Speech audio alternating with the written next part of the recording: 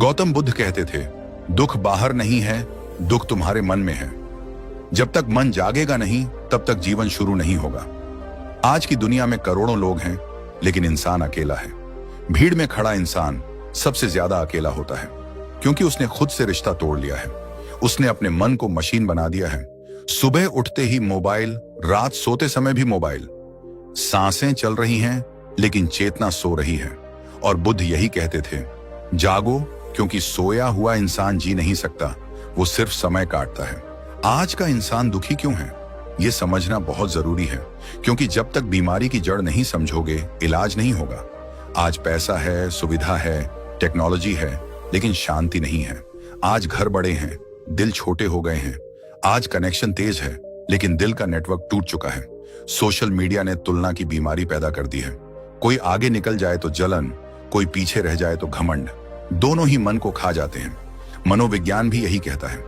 आधुनिक साइकोलॉजी के अनुसार इंसान का सबसे बड़ा दुश्मन उसका अपना मन है, जब वो बिना कंट्रोल के दौड़ता है। न्यूरोसाइंटिस्ट बताते हैं कि रोजाना इंसान के दिमाग में लगभग 60,000 विचार आते हैं, और उनमें से ज्यादातर निगेटिव होते हैं। यही निगेटिव लूप इंसान को अंदर से तोड़ देता है। बुद्ध ने इसे बहुत पहले समझ लिया था। उन्होंने कहा था, तुम जैसा सोचते हो वैसे बन जाते हो, मन ही सब कुछ है।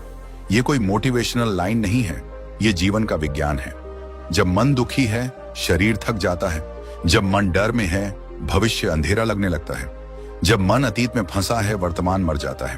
और यही वजह है कि आज का इंसान या तो कल के दर्द में जी रहा है, या कल के डर में मर रहा है।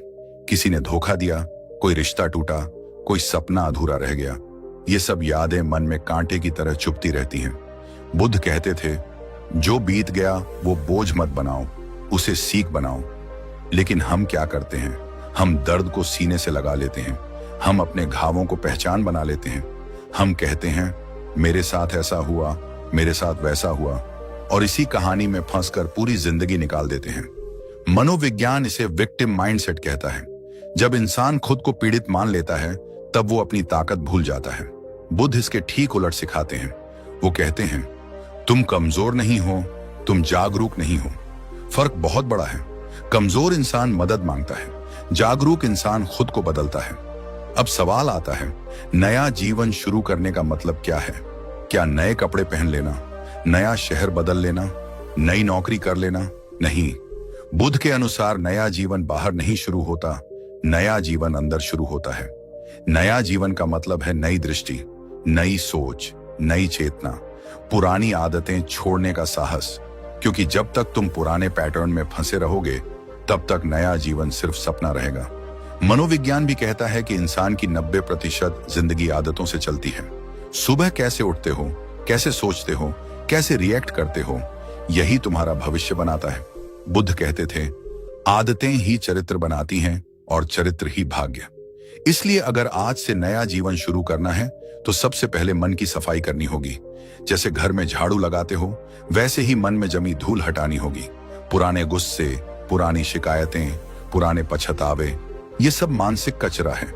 जब तक ये बाहर नहीं जाएगा, तब तक शांति अंदर नहीं आएगी। बुद्ध ईगो को सबसे बड़ा जड़ मानते थे। ईगो यानी झूठी पहचान। मैं सही हूं, बाकी गलत हैं। मेरे साथ ही ऐसा क्यों होता है? मैं सबसे ज्यादा दुखी हूं। ये सब ईगो के खेल हैं। ईगो तुम्हें दूसरों से अलग करता है, शांति तुमसे दूर चली जाती है। वैज्ञानिक भी कहते हैं कि ज्यादा ईगो रखने वाले लोग ज्यादा स्ट्रेस में रहते हैं, क्योंकि उन्हें हर वक्त खुद को साबित करना होता है। बुद्ध इसके उलट कहते हैं, जब तुम खुद को साबित करना छोड़ दोगे, तब खुद को पालोगे। यही नया जीवन है। खुद से जुड़ना, अपने सांसों को महसूस करना, अपने विचारों को देखना, लेकिन उनके गुलाम नहीं बनना। बुद्ध की सबसे शक्तिशाली शिक्षा है वर्तमान में जीना। वो कहते थे, कल चला गया, कल आएगा नहीं, सिर्फ अभी है। लेकिन हम अभी को बर्बाद कर देते हैं। खाना खाते समय मोबाइल, चलते समय सोच, बात करते समय तुलना। मन यहां है ही नहीं। मनोविज्ञान इसे माइंड वॉन्डरिंग कहता है। रिसर्च बताती है कि जो लोग वर्तमान में रहते हैं, वो ज्यादा खुश रहते हैं। बुद्ध ने इसे ध्यान कहा। ध्यान का मतलब आंख बंद करना नहीं, ध्यान का मतलब जागरूक होना।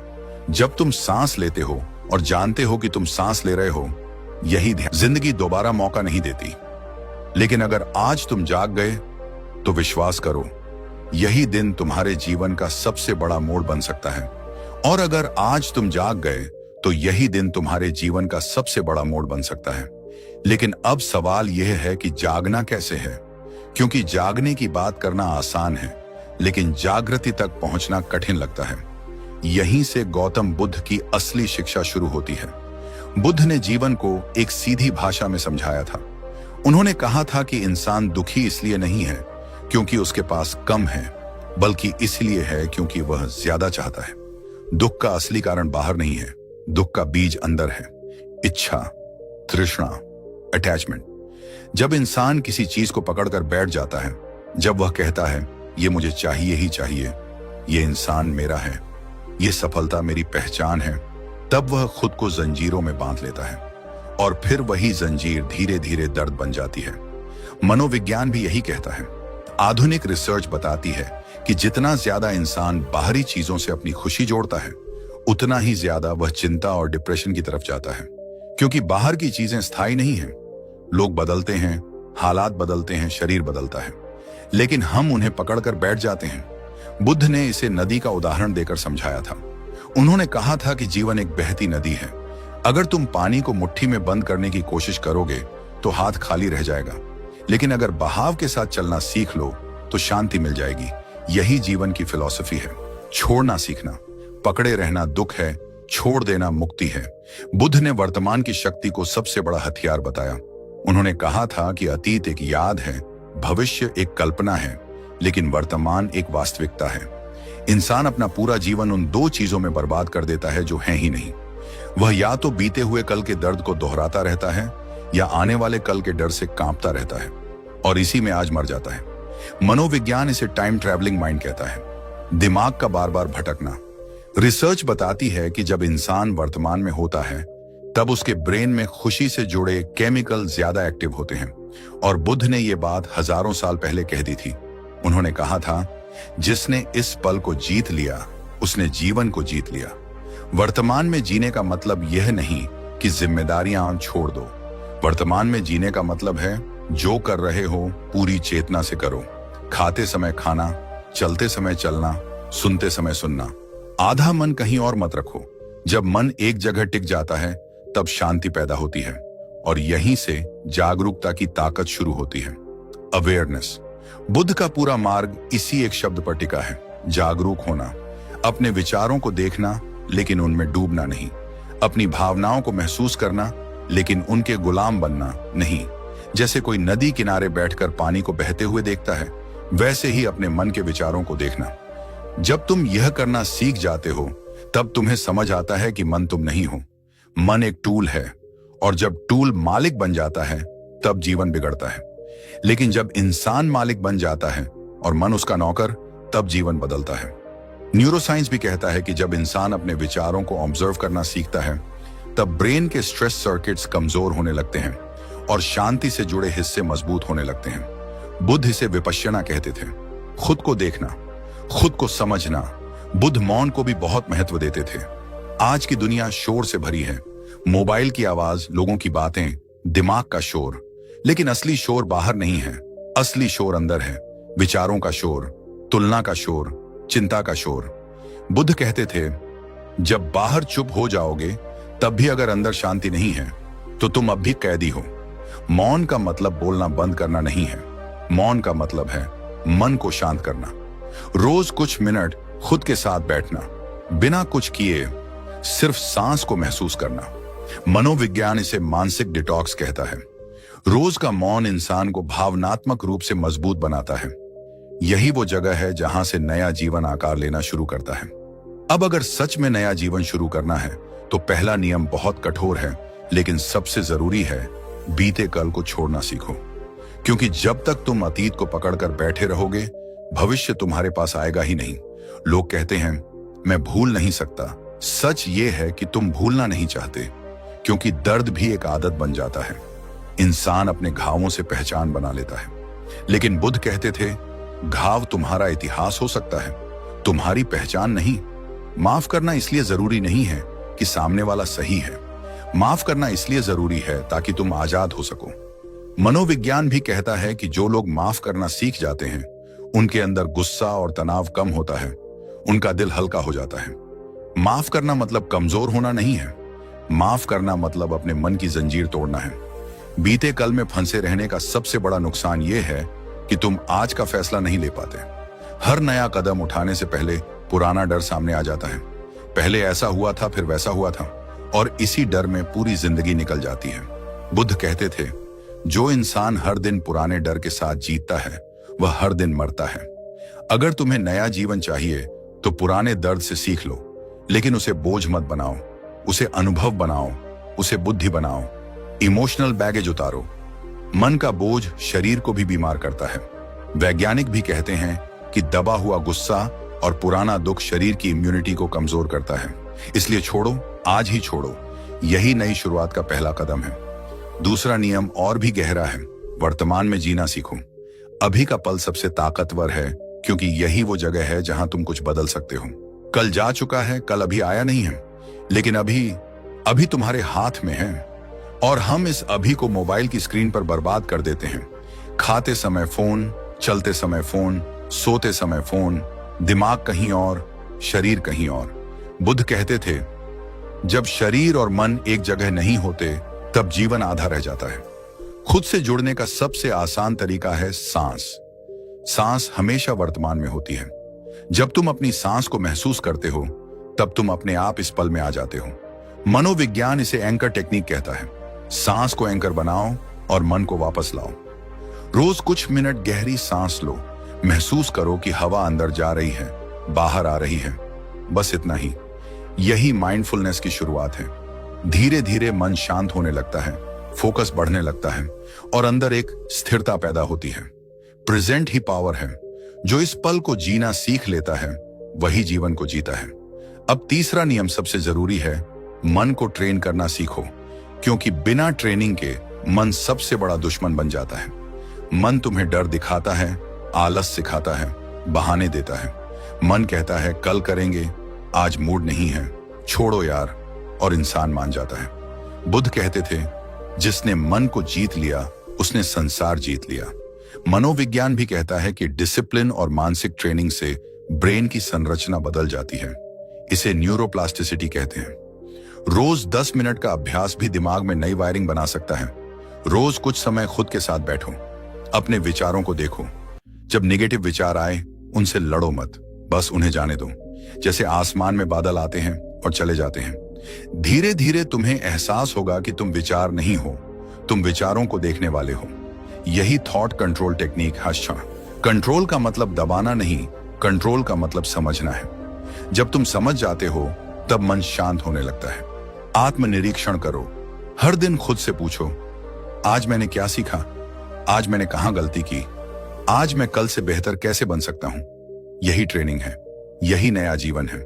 और जब ये तीन चीजें, बुद्ध का ज्ञान, वर्तमान की जागरूकता और मन की ट्रेनिंग, एक साथ मिल जाती हैं, तब इंसान अंदर से बदलने लगता है। बाहर कुछ नहीं बदलता, लेकिन अंदर सब कुछ बदल जाता है। और जब अंदर बदलता है तब दुनिया अपने आप बदलने लगती है। यही असली क्रांति है। बिना हथियार के, बिना शोर के, सिर्फ चेतना की क्रांति। और यही रास्ता है जहां से सच में नया जीवन शुरू होता है। और यही रास्ता है जहां से सच में नया जीवन शुरू होता है। लेकिन अब बात केवल समझने की नहीं है, अब बात बदलने की है।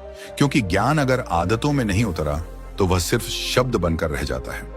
गौतम बुद्ध यही कहते थे कि जीवन उपदेशों से नहीं बदलता, जीवन अभ्यास से बदलता है। उन्होंने कहा था, तुम रोज जो करते हो वही तुम बन जाते हो। इसलिए अगर तुम्हें अपना भविष्य बदलना है तो तुम्हें अपनी रोज की दिनचर्या बदलनी होगी। सुबह जिस हालत में तुम उठते हो उसी हालत में पूरा दिन ढल जाता है। अगर सुबह मोबाइल उठाकर उठते हो तो दिन भी बिखरा हुआ होता है। अगर सुबह आंख खुलते ही शिकायत शुरू होती है तो पूरा दिन भारी हो जाता है। बुद्ध सुबह को पवित्र मानते थे। वो कहते थे कि सुबह का पहला विचार पूरे दिन की दिशा तय करता है। मनोविज्ञान भी यही कहता है। न्यूरोसाइंस के अनुसार सुबह का समय दिमाग के लिए सबसे संवेदनशील होता है। उस समय जो इनपुट जाता है वही पूरे दिन का मूड बनाता है। इसलिए अगर तुम सुबह खुद से कहो, आज मैं जागरूक रहूंगा, आज मैं शांत रहूंगा, तो तुम्हारा दिमाग उसी दिशा में काम करने लगता है। यही कारण है कि छोटे छोटे सुबह के रिचुअल बड़े बदलाव लाते हैं। रात की आदतें भी उतनी ही जरूरी हैं, क्योंकि जिस सोच के साथ तुम सोते हो वही सोच अवचेतन मन में जाती है। बुद्ध कहते थे, सोने से पहले मन को साफ करो, जैसे मंदिर में जाने से पहले जूते उतारते हो। अगर सोने से पहले गुस्सा, डर, चिंता लेकर सोओगे तो वही जड़ धीरे धीरे अंदर जमता जाएगा। मनोविज्ञान भी बताता है कि सोने से पहले का मानसिक हालात सपनों और सबकॉन्शियस माइंड दोनों को प्रभावित करता है। इसलिए रात को कुछ मिनट शांत बैठो, दिन भर की गलतियों को माफ करो, खुद को माफ करो, अपने मन से कहो, आज जो हुआ वह बीत गया। यही मानसिक सफाई है, यही आंतरिक स्नान है। अब बात आती है मोबाइल डाइट की। आज का इंसान खाने की डाइट पर ध्यान देता है, लेकिन मानसिक डाइट पर नहीं।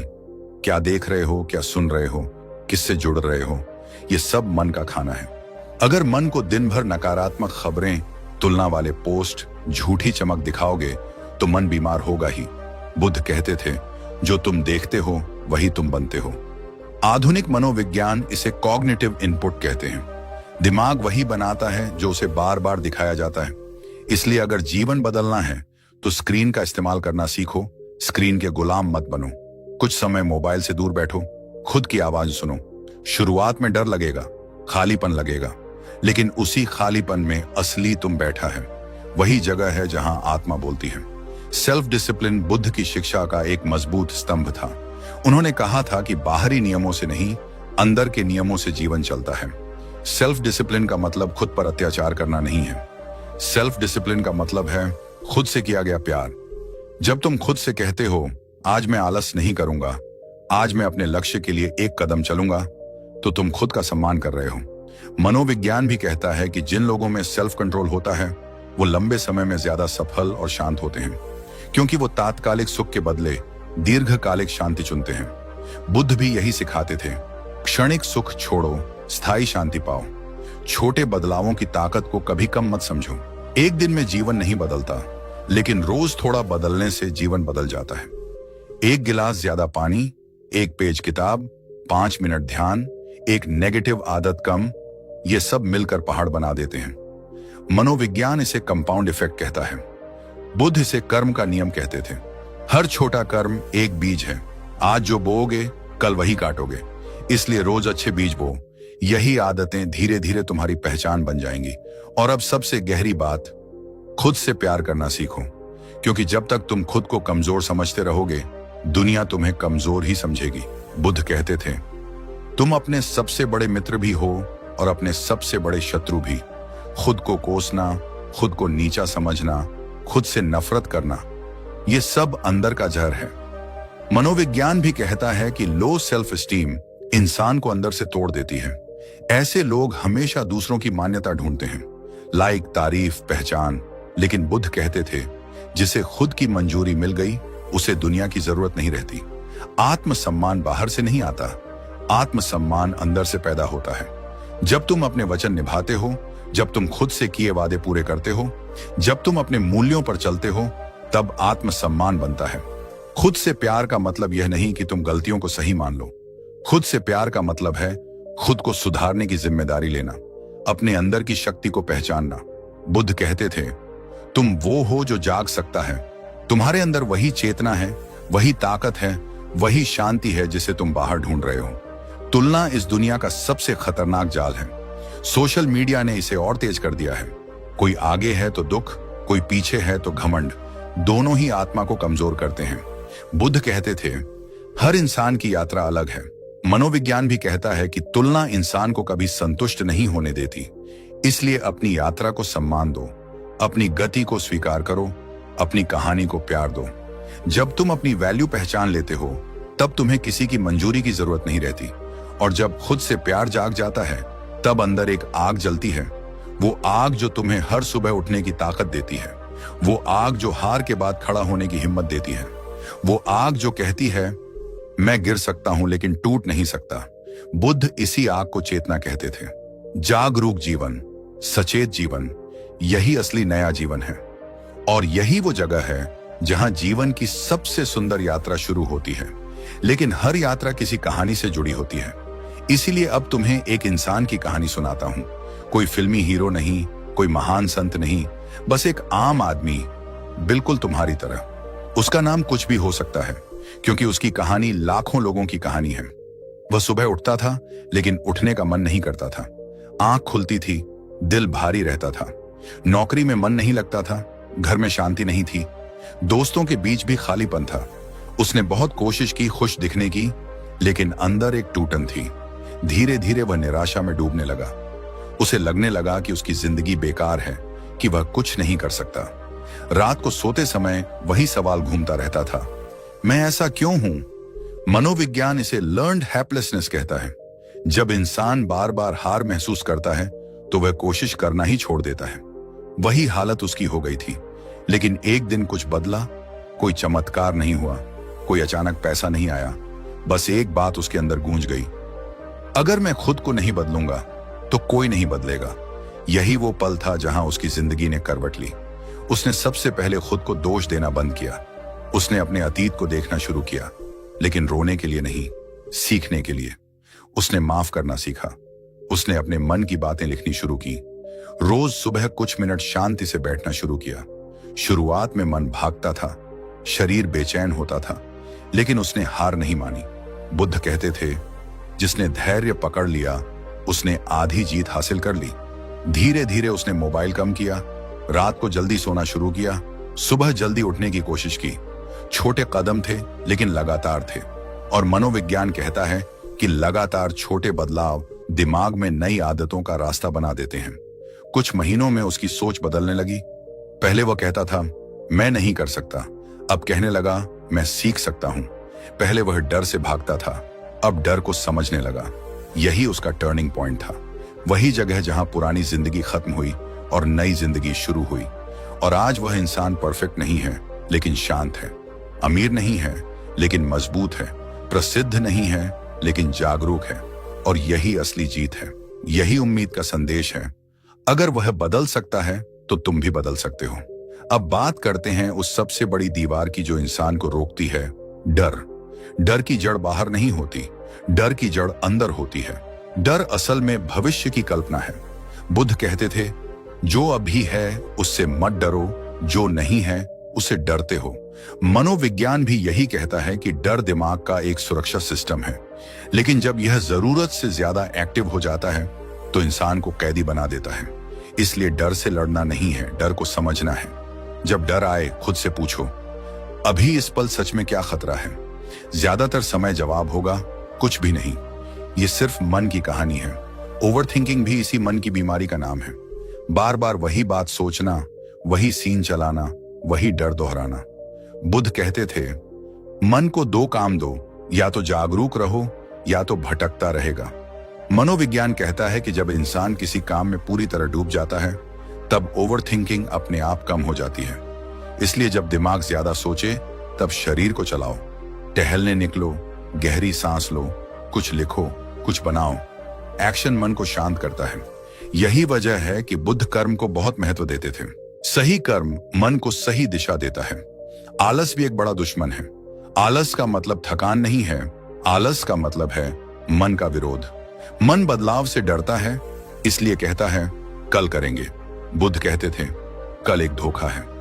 मनोविज्ञान भी कहता है कि इंसान सबसे ज्यादा टाल मटोल उन्हीं कामों में करता है जो उसके जीवन को बदल सकते हैं। इसलिए खुद को थोड़ा पुश करना सीखो। बहुत ज्यादा नहीं, बस इतना कि आज का तुम कल के तुम से थोड़ा बेहतर हो जाए। यही असली डिसिप्लिन है। अब अगर तुम सच में नया जीवन शुरू करना चाहते हो तो एक साधारण लेकिन शक्तिशाली तरीका है, 7 दिन का जीवन परिवर्तन अभ्यास। इसे कोई चमत्कार मत समझो, इसे अभ्यास समझो। पहले दिन अपने मन की सफाई करो। पुराने गुस्से, शिकायतें, दर्द कागज पर लिखो और मन में छोड़ो। दूसरे दिन मौन का अभ्यास करो। कुछ समय बिना मोबाइल, बिना शोर, सिर्फ अपने साथ बैठो। तीसरे दिन कृतज्ञता सीखो। अपने जीवन में जो अच्छा है उस पर ध्यान दो। मनोविज्ञान कहता है कि ग्रैटिट्यूड दिमाग के खुशी वाले हिस्से को एक्टिव करता है। बुद्ध भी कहते थे, जो है उसी में शांति ढूंढो। चौथे दिन अपने आप से बात करो, जैसे तुम किसी दोस्त से करते हो। खुद को नीचा मत दिखाओ, खुद को समझाओ। 5वें दिन डिसिप्लिन का अभ्यास करो। जो जरूरी है वही करो, चाहे मन न भी करे।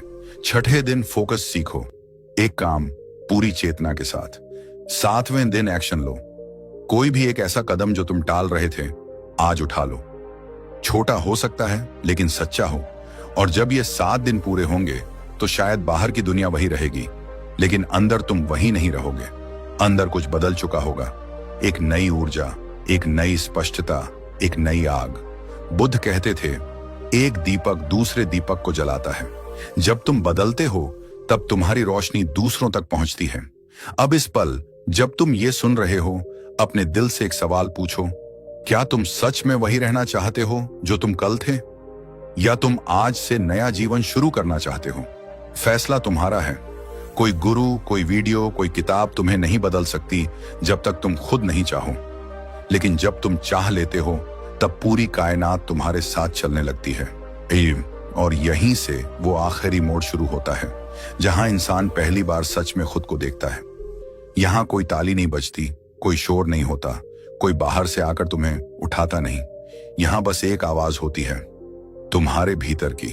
और अगर तुम अभी इस पल थोड़ी देर के लिए भी शांत हो जाओ तो शायद तुम उस आवाज को सुन सकोगे।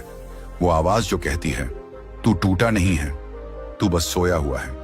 दुनिया ने तुम्हें कमजोर नहीं बनाया, हालात ने तुम्हें बर्बाद नहीं किया, लोगों ने तुम्हें खत्म नहीं किया। जो हुआ वो तुम्हें जगाने के लिए हुआ।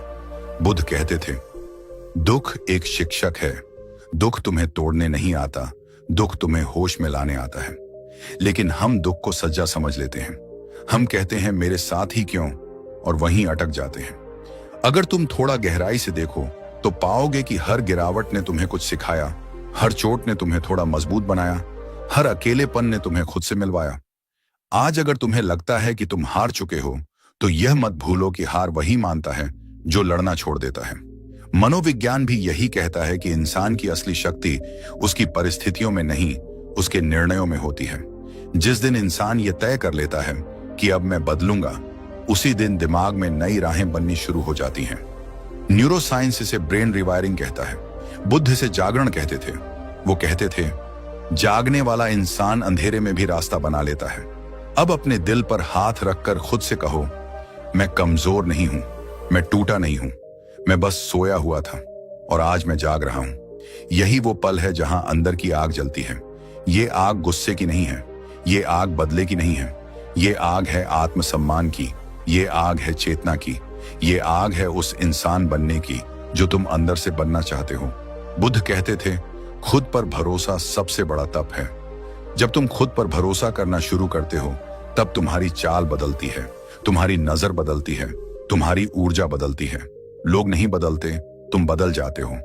और जब तुम बदलते हो तब दुनिया का व्यवहार अपने आप बदलने लगता है। आज से फैसला लेने का यही समय है। कल नहीं, सोमवार से नहीं, अगले महीने से नहीं, अभी से, इसी पल से। फैसला कि अब मैं अपनी जिंदगी किसी और के हाथ में नहीं दूंगा। अब मैं अपनी खुशी की जिम्मेदारी खुद लूंगा। अब मैं अपने मन का गुलाम नहीं बनूंगा, मैं उसका मालिक बनूंगा। बुद्ध कहते थे, अपने ऊपर अधिकार सबसे बड़ा साम्राज्य है। तुम्हें किसी को हराने की जरूरत नहीं है, तुम्हें बस खुद को जीतना है। अपनी आदतों को, अपने डर को, अपने आलस को। और जब तुम ये फैसला लेते हो तो बाहर कोई आतिशबाजी नहीं होती, लेकिन अंदर एक कंपन होता है। दिल थोड़ा भारी हो जाता है, आंखें थोड़ी नम हो जाती हैं, सांस थोड़ी गहरी हो जाती है। यही इमोशनल पीक है। यही वो जगह है जहां इंसान पुराना छोड़ता है और नया बनता है। जैसे सांप कैंचुल छोड़ता है, वैसे ही तुम अपनी पुरानी पहचान छोड़ते हो। बुद्ध इसे पुनर्जन्म कहते थे। शरीर का नहीं, चेतना का पुनर्जन्म। आज तुम अपने पुराने नाम से नहीं, अपनी नई चेतना से पैदा हो रहे हो। अब अपने आप से वादा करो, कैमरे के सामने नहीं, दुनिया के सामने नहीं, अपने दिल के सामने। वादा कि मैं अपनी जिंदगी को हल्के में नहीं लूंगा। मैं हर दिन थोड़ा बेहतर बनने की कोशिश करूंगा। मैं गिरूंगा लेकिन उठूंगा। मैं थकूंगा लेकिन रुकूंगा नहीं। मैं अकेला महसूस करूंगा लेकिन खुद को छोड़ूंगा नहीं। यही नया जीवन है, यही असली शुरुआत है। और अब जब तुम यहां तक पहुंचे हो, जब तुमने ये पूरा सफर सुना है, तो समझ लो कि तुम इस चैनल पर सिर्फ वीडियो देखने नहीं आए हो। तुम एक यात्रा पर आए हो, एक ऐसी यात्रा जहां हम साथ चलेंगे। ये चैनल मनोरंजन के लिए नहीं बना, ये चैनल जागरूकता के लिए बना है। ये चैनल इसलिए नहीं बना कि तुम कुछ मिनट अच्छा महसूस करो, और फिर वही पुराने इंसान बन जाओ। ये चैनल इसलिए बना है कि तुम हर वीडियो के बाद थोड़ा बदलो, थोड़ा मजबूत बनो, थोड़ा जागरूक बनो। यहाँ हम गुरु और शिष्य नहीं हैं, यहाँ हम परिवार हैं। एक ऐसा परिवार जो एक दूसरे को ऊपर उठाता है, जो एक दूसरे को याद दिलाता है कि हम कमजोर नहीं हैं। जब तुम इस चैनल को लाइक करते हो तो तुम सिर्फ एक बटन नहीं दबाते, तुम इस मिशन को ताकत देते हो। जब तुम सब्सक्राइब करते हो तो तुम सिर्फ नोटिफिकेशन नहीं लेते, तुम एक वादा करते हो खुद से कि मैं अपनी जिंदगी को बेहतर बनाने की यात्रा में अकेला नहीं चलूंगा।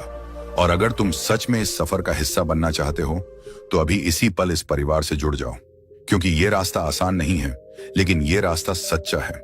यहाँ कोई झूठी मोटिवेशन नहीं है, यहाँ सिर्फ जागरूकता है। यहाँ कोई चमकदार सपना नहीं है, यहाँ मेहनत, अभ्यास और आत्मा की ताकत है। और अब इस वीडियो के आखिरी शब्द के साथ मैं तुम्हें एक बात याद दिलाकर छोड़ना चाहता हूँ। इसे लिख लो अपने दिल पर, इसे जला दो अपनी आत्मा में। तुम टूटा नहीं हो, तुम थके हो, तुम घायल हो, तुम भ्रमित हो, लेकिन तुम खत्म नहीं हुए हो। तुम्हारे अंदर वो आग अभी भी जल सकती है, बस तुम्हें फूंक मारनी है। आज से नया जीवन शुरू करो, आज से अपनी कहानी खुद लिखो, आज से जागो, क्योंकि जब इंसान जाग जाता है तो पूरी दुनिया उसके लिए बदल जाती है। धन्यवाद।